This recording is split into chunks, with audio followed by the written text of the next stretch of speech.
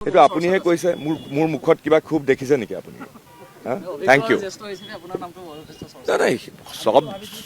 সব মানুহ যে মন্ত্ৰী হ'ব তাৰ কোনো হেৰি নাই নহয় মই এতিয়া আপোনালোকৰ দিছপুৰৰ বিধায়ক সেইটো খুব ভাল কালি যিখন মন্ত্ৰীসভা গঠন কৰিছে মাননীয় মুখ্যমন্ত্ৰী ডক্টৰ হিমন্ত বিশ্ব শৰ্মাই এই মন্ত্ৰীসভাখন আপোনালোকে যদি মন কৰিছে অতি বেলেন্সড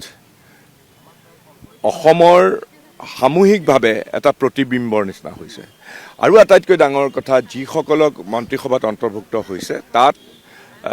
অভিজ্ঞতা কৰ্মদক্ষতা যুৱ উদ্দীপনাময় যিটো উদ্যম সেইবিলাকৰ সমাহাৰ ঘটিছে গতিকে এইখন মন্ত্ৰীসভা মুখ্যমন্ত্ৰীয়ে নিজৰ টিম হিচাপে গঠন কৰিছে আৰু মুখ্যমন্ত্ৰীগৰাকীকতো আপোনালোকে জানেই অতি উদ্যমী অতি সুদূৰ প্ৰসাৰী সিদ্ধান্ত ল'ব পৰা এজন ব্যক্তি গতিকে অসমখনক এই মন্ত্ৰীসভাখনে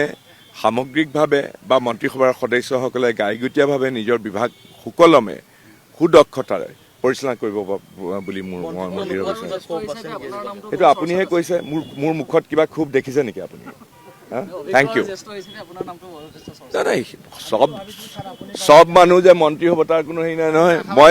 মই এতিয়া আপোনালোকৰ দিছপুৰৰ বিধায়ক সেইটো